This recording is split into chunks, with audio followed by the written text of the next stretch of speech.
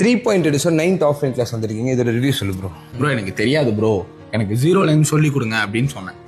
அவர் பக்காவா, அதாவது இதுதான்ப்பா அவர் சொல்லி கொடுத்ததும் எனக்கு தெரிஞ்சதையும் வச்சுக்கிட்டு கொஞ்சம் கொஞ்சமா தத்தி இங்க வந்ததுல இன்டூ 100 டைம்ஸ் ஒர்த்து ப்ரோ. அதே மாதிரி லைவ் என்ட்ரி வந்து 10 என்ட்ரி எடுத்திருக்கோம். அதாவது நம்ம சார்ட்ஸ் வந்து 10 செட்டப்ஸ் போட்டிருக்கோம். அதுல நம்ம வந்து 3 தான் எடுக்க முடிஞ்சிச்சு. ஏன்னா பேலன்ஸ் ஏழு நமக்கு என்ட்ரி கிடைக்கல. அந்த 3மே டிபி. நம்ம எதுவுமே தெரியாம போய் ஒரு பையும் ஒரு செல்லும் அழுத்துறதுக்கு இதெல்லாம் இருந்தாதான் அழுத்தணும், இங்க வரையும் வரும் மார்க்கெட்டு, இப்படிலாம் தான் மூவ் ஆகும் அப்படின்றத நான் இங்க வந்து இந்த 7 நாள்ல பக்காவா கத்துக்கிட்டேன். அதே மாதிரி என்ஜாய்மெண்ட்ஸுக்கு குறையே இல்லை ப்ரோ. அந்த 7 நாளுமே செம்ம என்ஜாய்மெண்ட்ஸா இருந்துச்சு ப்ரோ.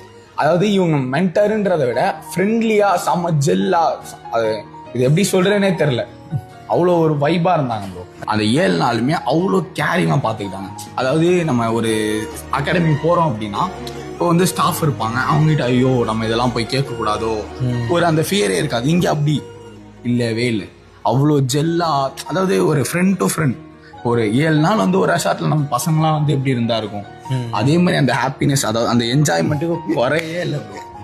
ஓகேவா? அட் த சேம் டைம் நம்ம இங்க எந்த அளவுக்கு என்ஜாய் பண்றோமோ அந்த அளவுக்கு இங்க ஸ்டஃப் இருக்கு, அந்த அளவுக்கு நம்ம கத்துக்கிறோம்.